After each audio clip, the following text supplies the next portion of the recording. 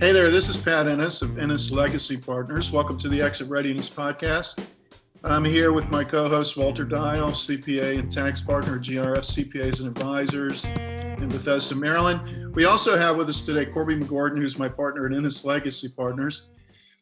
Our mission here on the podcast is to provide you, the business owner, with subject matter expertise on topics pertaining to building transferable or sellable business value, and then for planning your eventual exit from the business. We want to help you to build a business that's transferable, then exit successfully on your own terms and conditions. If you've listened to past episodes, you've heard us say, and not a few times, that an owner who builds a business that is sellable has many more options for their eventual exit. And they'll also enjoy life in the business now more as they experience more freedom and control. And then at the core of building a business that's sellable is accelerating the value of the business. And so that's our topic today, growing up through value acceleration. And we're excited to have with us our friend Scott Snider of the Exit Planning Institute. Scott's VP at EPI and responsible for the strategic direction of the organization, along with overseeing the company's ops and chapter development. Since joining EPI, Scott has expanded the organization significantly, regionally, nationally, globally, providing a transformational educational experience that we've experienced here, our two firms, from all, and to other advisors from all specialties across the globe, really. So Scott is indeed an expert in the exit planning community and industry. And today he's going to share with us how his and their commitment at EPI, their commitment to value acceleration has helped them and their team there to realize significant growth that we've watched over the last few years. And so we're looking forward to this conversation because we think it will help you gain further understanding regarding the benefits of accelerating the value of your business. So Scott, hey, welcome to the podcast. Great to have you with us. Thank you. I really appreciate it. Good to see you all again. Yeah, thanks, man. Let's just get started here at the outset, Scott, with you describing the mission and vision of the Exit Planning Institute, and then how you come alongside firms like ours, Walters, in working in this space, the exit planning space. Yeah, sure. I think the purpose of the Exit Planning Institute and really the work of our certified exit planning advisors is to kind of, maybe simply put, to create significant companies. And so I guess, what does that mean, right? What is a significant company? To me, regardless of, what age or generation of owner that you're working with, I think a lot of them would say that they have a pretty successful company, right? They maybe make good money. They have nice homes. Excuse me. They have, boats and cars and RVs and all this cool stuff that might come along with having a good income. But I think a significant company is one that not only do you make a great income, but your employees do as well. That your employees, it's somewhere that people go into work and they go home talking about it because they're really excited to work there. They have a great culture. And at the end of the day, one that is I think very transferable, very sellable, as you kind of talked about to kind of open up the show here. And one that creates significant value, not just for the owner themselves, but for their employees, their vendors, their community, all of these folks that kind of depend on having significant businesses a part of their local community or the region. And so EPI kind of comes alongside that by saying, look, in order to help an owner successfully create that significant company, we need really great advisors to lead them down that path and to help them along the way. Because I think that it really, as we all know here, certainly, it really is a team that will make that happen for a business owner. Now, also, let's talk about incorporating that personal aspect and those personal financial goals. You can see how big the team gets. And so Chris and I chose at EPI to do that through educating and supporting folks like all of you, advisors, that will help an owner lead them down that path of really creating a significant company and aligning the business and the personal and financial goals that go alongside that. So it's kind of how EPI and how we all fit into the equation. Thanks, Scott. That's really helpful. So as we get started, as Pat mentioned, our goal here is to help business owners increase the sellable value of their company, and then to get work out a successful exit. So can you define for us exactly what the value acceleration process is and where it fits in to the whole exit planning process? Sure. Great question. I think that I would sum that up with, when you're looking at the value acceleration methodology, it's the way in which to create or way in which to incorporate exit planning as business strategy. There's really nothing different, right? So in looking at the value acceleration methodology, it really gives a pathway for an owner to integrate exit planning into what they do daily. Now, I would say that I think a lot of owners do exit planning every day. They just don't call it exit planning, and they do it very unintentionally, and they're not very deliberate. But I think that the role of the methodology, and then the role in which the advisors that go out and operate that methodology with owners, is that it allows an owner to think more deliberately about what they're doing and incorporate exit planning more methodically into their daily jive. And so it's frankly a methodology that we run every day in our own company and the companies that Chris and I own, that everything kind of starts with this discovery phase. You kind of have to know what you have in order to start to build upon it. And so we talk about doing this discovery every year, doing an annual checkup, an annual discovery of the business, personal, and financial aspects of your business and personal lives. And then we operate in these 90-day business sprints in order to integrate that into what we're doing. And every 90 days, Chris and I, for example, in our own business, are asking, do we continue to grow, or are we ready to exit? And so then we go into that next 90-day pattern. And so eventually, when it does come time to exit, or when something unpredictable happens and perhaps negative happens in our business that forces us to exit, or perhaps when a great opportunity comes around, or any owner operating the value acceleration methodology is going to be ready for that time, whether prepared or whether planned or unplanned, whether a very strategic opportunity that comes out, or a third party or family business sale that might be planned. So I think that kind of answered your question, Walter. I think it went down that path. Yeah, and it's really interesting to hear the way you describe it, because Pat and I say this all the time, but what you just described is something a business should be looking at regardless of their exit planning scenario right now, because it makes the business more profitable for them. It makes it less of a headache to run, and it makes it more valuable in the long run. So it's always interesting that all the stuff Pat and I talk about is in the context of exit planning, but it's really just, hey, here's some great ways to improve the profitability of your business and make it not such a pain to run. I would 100% agree. That's why I kind of say sometimes that owners do walk into their business doing exit planning, and they just don't call it, right? I think most owners, if not all owners, care about their people. They want their people to operate in a really good culture that they love. They want profitable revenue. They want happy customers, and they want efficiencies throughout their business. Well, that stuff is exit planning. The same things that we're doing to run a really great business are the same things that we would be doing if we're trying to sell our company. And so that's why I think a lot of us concentrate on the baby boomer owner, because they're probably closer to exit or to taking some chips off the table. But I think one of our biggest opportunities is with the next generation of owners, the Gen Xers and millennials, frankly, guys like me, because the three of you are teaching me how to run a better business every day. Whether I'm ready for exit tomorrow or ready for exit 20 years from now, I should have a more significant company in 10 or 20 years if I'm actively doing the stuff that we're all talking about on this podcast and the stuff that we teach our business owners every single day. So we do stuff as owners every day in our business that will impact our exit, whether negative or positive. And so why not incorporate that stuff today and have a better business today, and have a business that's ready to exit on our own terms, or at least in almost on our own terms, right? Yeah. Mm-hmm. Yeah. So Scott, business owners, they got a million plates to be spun. They're busy in the day-to-day, and any methodology can sound almost intimidating. Oh, it's another thing for me to do. Sure. Talk to us about how you've actually applied this value acceleration methodology practically in EPI. What does it look like? How have you gone about doing that? Just to give our listeners some sense of, I could actually do that. Yeah, so when I think about that, I think about it in three ways. So the first way is that you need what we call a CVO, a Chief Value Officer.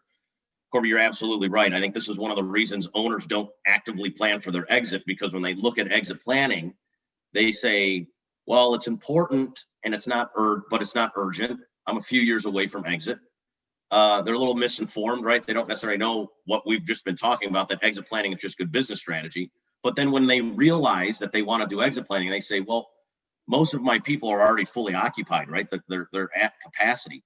How the heck am I going to manage this exit planning project? Well, you need a value officer. You need somebody that cares about driving value every single day. So for me, perhaps being biased, I use our own certified exit planning advisor. So me and Chris have two SEPAs that work with us on a daily, weekly, monthly basis that run our exit strategy. Now, again, me and Chris are probably a little biased, particularly me, because I've never known a different way to run a business. My dad is a SEPA.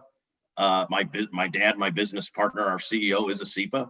So I've grown up through value acceleration. I don't really understand another way to run a company. Right. So the first way is by having an advisor that is going to help you down that path, and a qualified advisor, somebody that understands the methodology, understands the key concepts, and probably most importantly is a collaborator and connector of people. Two, what I would say is that you have to have somebody internally that also cares. So who is that person reporting to? That person, that exit advisor, who are they reporting to? For us, it's frankly my executive assistant, who's frankly much more than an executive assistant to us. She's almost like the general manager to our business. So in fact, if you looked at our big rocks this year, right, that we have 4 big rocks for the Exit Planning Institute. One is called EPI Evolved. And EPI Evolved is really a people and culture big rock and an exit planning big rock. So she is in charge of making sure that these exit planning conversations, these exit planning projects are going on, and that we're very well tied into our certified exit planning advisors that are running our stuff at EPI. And then third, I would say you need owners that communicate. And so Chris and I, we have like a double whammy. Not only are we business partners, but we're a family business, father and son. So we have a whole nother dynamic that comes in. But I think that between speaking value acceleration, having the right advisors, that allows Chris and I to communicate a little bit more than the next maybe family business. But we actively work on it. You know, we have a 3-hour partners meeting every month, followed by a 2-hour dinner with my mother. And so we incorporate those kind of conversations as well. And we work on stuff. We do a triggering event. We do a diagnostic on our business every year. We walk through Tom Dean's Every Family's Business. He has a family business blueprint that asks questions of both owners. And if it's not yes to both, if it's yes and no, you have a deeper conversation with that. And, you know, being all transparent, sometimes that's not easy to do, right? We need to bring in an exit planning advisor to have that conversation. So, but I think really at the end of the day, that starts with somebody that an advisor to lead that team and be able to align all of those things that goes on for any owners, let alone a family business. But we incorporate it, Corby, by really looking at those 3 things. Partners need to communicate. You need to have somebody internally that wakes up caring about it. And you need to have somebody externally that keeps us all accountable and is the expert in that field. Just like I would need a financial planner if I wanted a really good financial plan. I would need an accountant if I wanted really good accounting, and I would need an attorney if I wanted really good legal advice. And if I wanted really good exit planning advice, I need somebody that understands the exit planning process. Yeah, no, that makes perfect sense. And as I listen to you, part of me can say, well, of course you do that because Right. you're EPI. Right. But you mentioned that you obviously have a rhythm of what you do. For the average business owner who's running a small to mid-sized business, comment on just what kind of rhythm should they have to stay on top of it?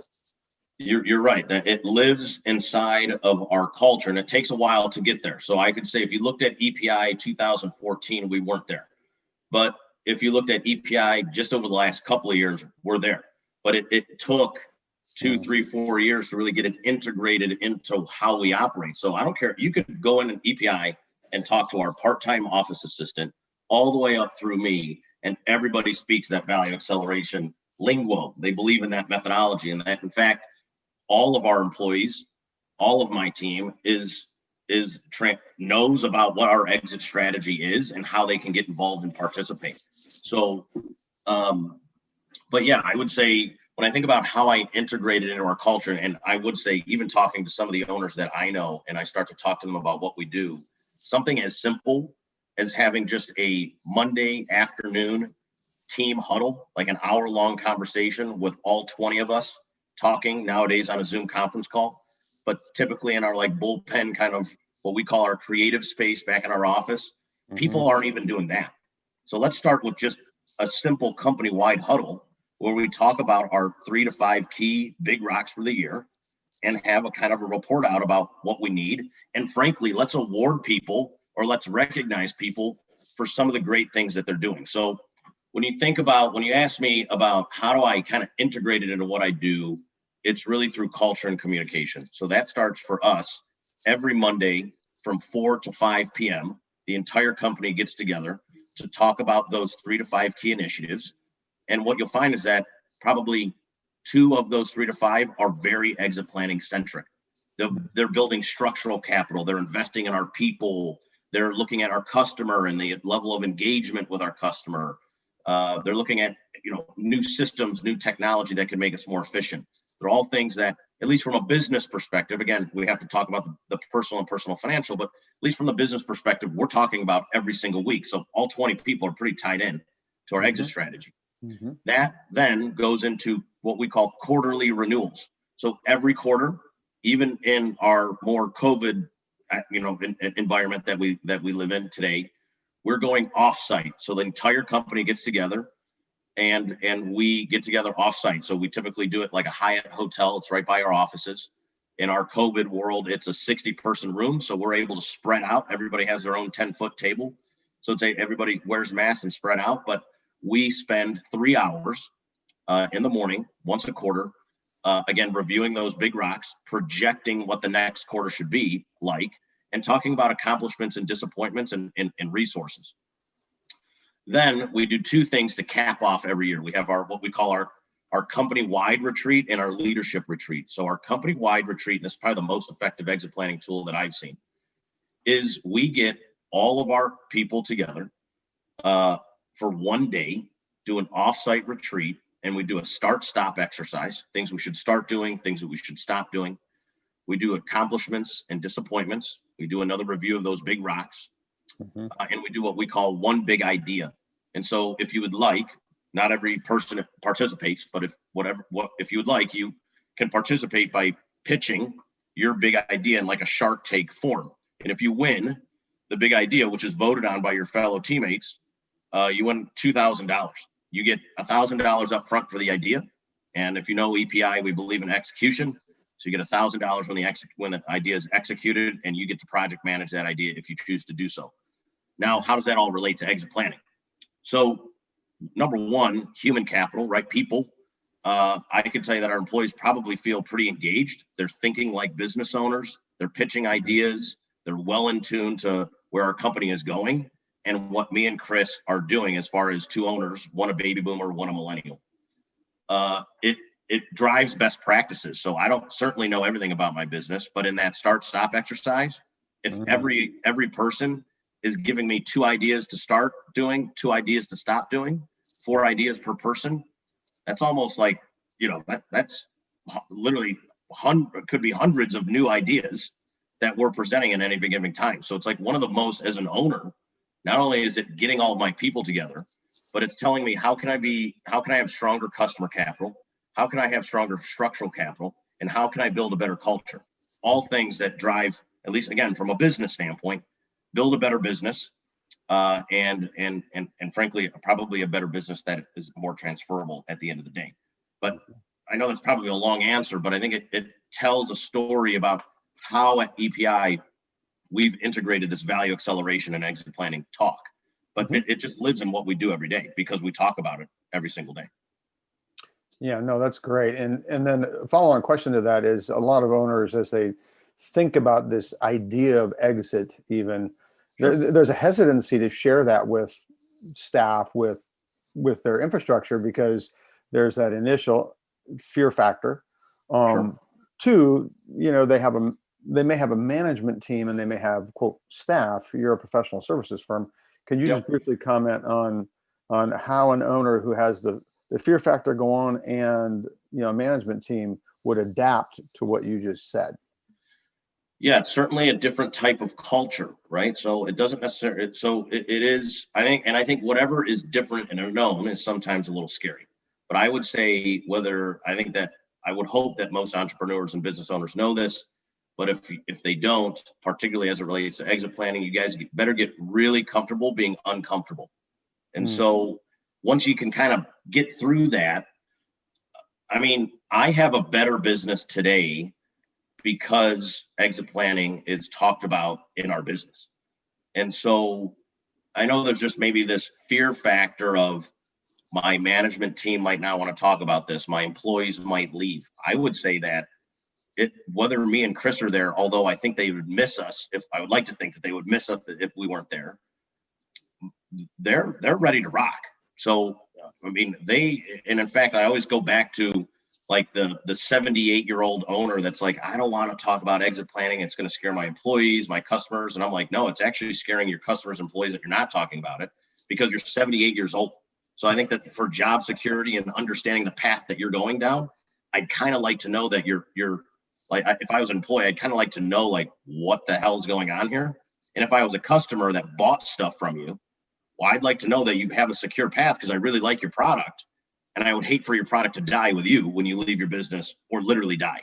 So it would make a heck of a lot of sense that everybody's integrated in this conversation. So it's kind of like guys and gals that are business owners. Let's get over ourselves a little bit and let's start having the conversation because everybody's wondering when the hell we're going to have it. And so, and in fact, if you start to have it and integrate it along the way, I would challenge you that yes, you'll probably lose some employees because it's just a different culture, but you'll probably gain more that believe in this new culture that you have. So it's just, let's start having the conversations and let's just start having it with our leadership team. If that's 4 or 5 people, then let's see how that goes. And let's try to trickle that down throughout our teams, throughout our departments, and throughout our organization. But I don't know if that's a good answer or not, Corby. To me, it's kind of like, let's buck up a little bit and start having the conversation, guys, because it's here and in front of us. No, it makes a lot of sense. Yeah, and then one other question that you mentioned in passing, you got the chief value officer, but then you've got that internal champion, if you will. Yeah. Just comment on what should an owner look for in the qualifications of that internal champion? Who should it be? Sure. So I would say that from a business perspective, right? Because there's a lot of stuff going on in the business to make it more ready and attractive to go to market. I would say that person certainly operational focus, right? Has an operational mindset, but really needs to be a good project manager because they're basically taking direction from folks like you, the advisors, of things that we need to be doing. And that person internally is making sure that we're doing those things along the way. So I find that having a project management mindset is critical. What is something that I found, her name is Jocelyn. So let's just not call her executive assistant. Let's call her Jocelyn. So for us, Jocelyn also uniquely went to school and has a master's degree in psychology. So she really understands how people work. So I think that was like an added bonus. So once we got to know Jocelyn and as she's been working inside of that capacity for us, understanding people and the different, I guess, the different personalities along the way has certainly been a benefit as well. Now, she's also very close to Chris and I being our executive assistant. So naturally she came into that role because she was personally tied to us. So again, we haven't focused necessarily a lot on our conversation yet on personal and financial, but the other quality is that she's very trustworthy. And so having these perhaps more awkward or more intimate conversations about Chris's financial portfolio and mine, Chris's financial needs versus mine, and our personal goals and ambitions outside of the business, and having these things all connect for us, that has helped as well. But I would say from a pure business standpoint, I would say a project manager mindset would be somebody that's here to execute and deliver and can manage multiple things. I would say has been pretty critical for us. Mm-hmm. Yeah. And then another question that comes to mind as advisors, often, we find ourselves seeking to influence owners to do what we know to be right. And at the same time, let's face it, we're all looking for the silver bullet conversation that says, oh, this is going to help them get it. So do you have like a 10 bullet or something that would help us as advisors just understand better? How do we help them wrestle with the paradigm shift? Yeah, I think that there's really two things that come to mind when I think about this. So one, for us at EPI, we call it the 4 C's. So it's customer capital, human capital, structural capital, and social capital, which is your culture. For me, if I'm trying to like get that light bulb going a little bit, as an advisor, I start talking to them about the 4 C's because that leads to a natural conversation about their business. And I would like to think that every business wants happier people that think more like owners, that are more resourceful, profitable revenue, more efficiencies, yada, yada, yada, all that good stuff. Mm-hmm. If we can get them talking about that, I think we could lead them down the path of everything we just talked about is the things that will make your business more ready and attractive if and when we go to market. So why shouldn't we be working on those types of things right now? I could give you more profitable revenue. I could give you happier employees. I could give you more efficiencies. Don't you want that? I think most of the time that's yes. On the flip side, it's maybe a more personal conversation. At EPI, we call that the 5 Ds, that these involuntary things that kill a business, right?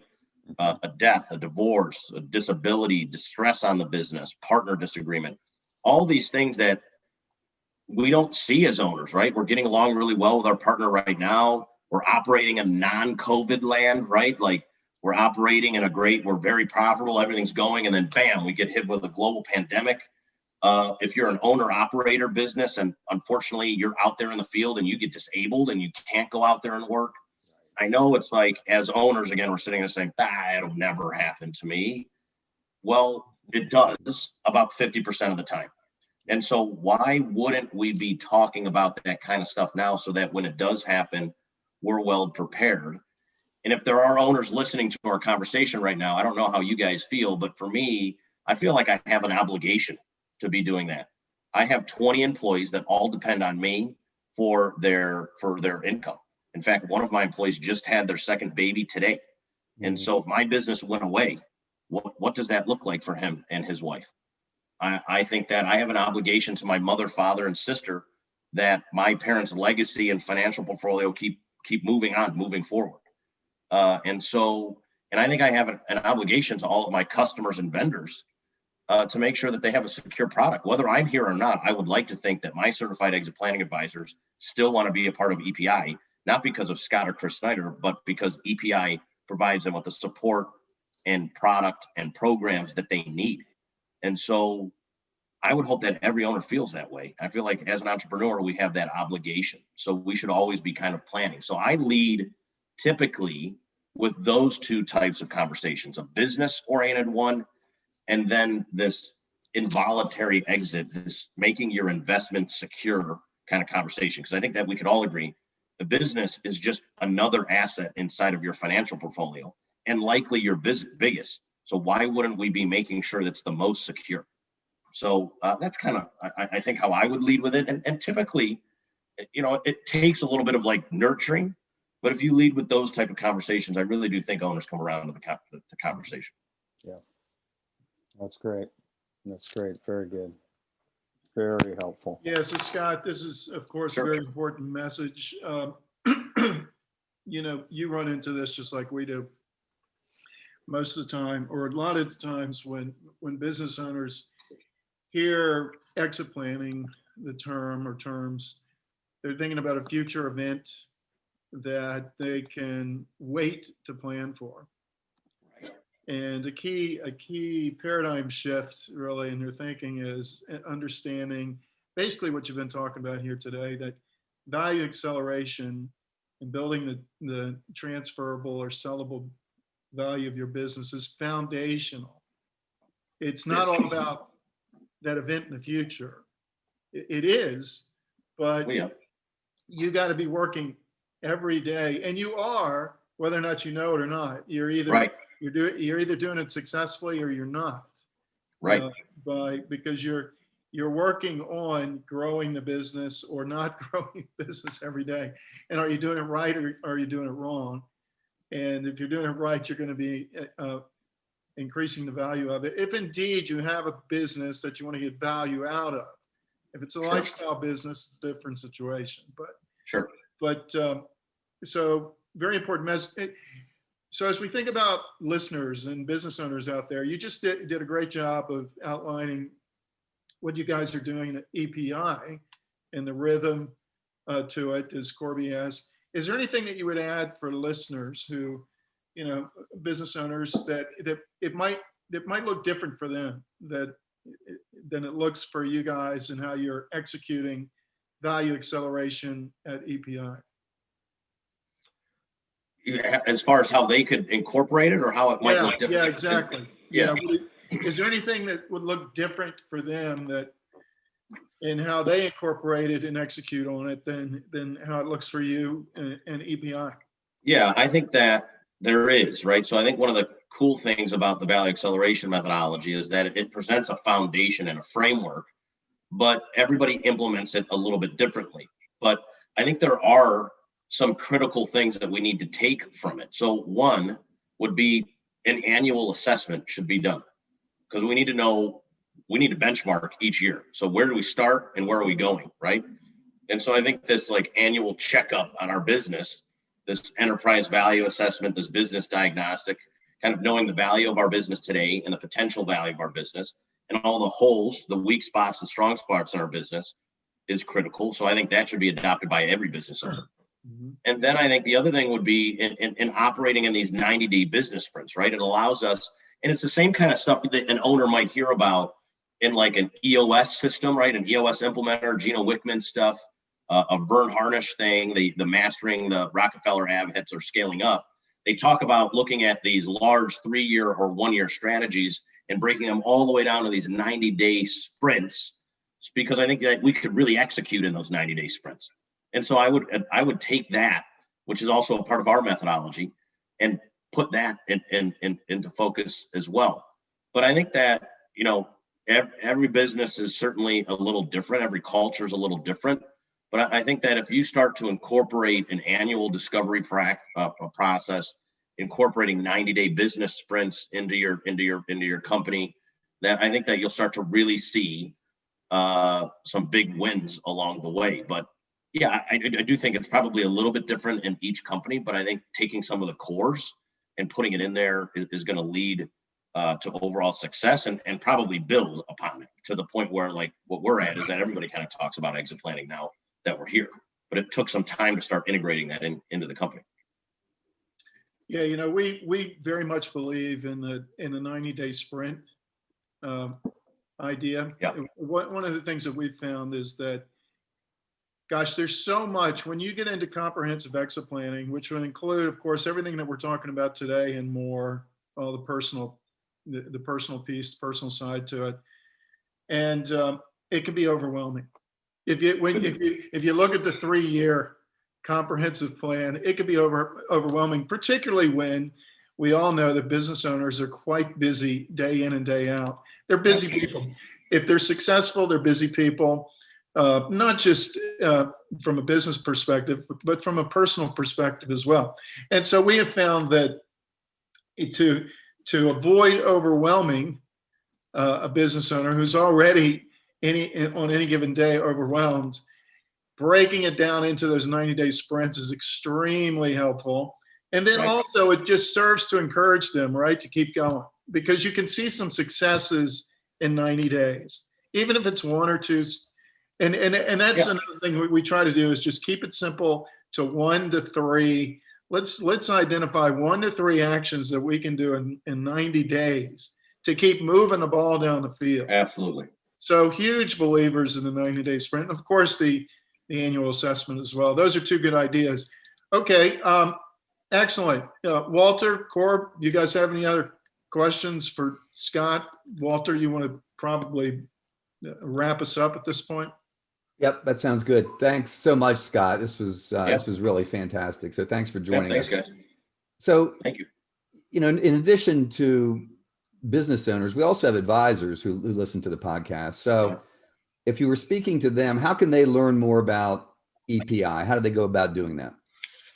Yeah, so two ways. One, you could just simply follow me on LinkedIn, Scott Snider, Snider with an I, Snider, and you can see we try to share a ton of content either through my platform or Exit Planning Institute. If you want to learn more about EPI directly, I would just go to EarnCEPA, that's CEPA, so earncepa.com, and you could learn all about our programs, our community, and all kinds of good stuff there. But those two ways are probably the best two. Okay, fantastic. Thanks again for joining us. We really appreciate it. It was really great. And Yeah. listeners, if you want help in maximizing the value of your business or planning for your eventual exit, you can reach Pat at 301-859-0860. You can reach me at 301-951-9090.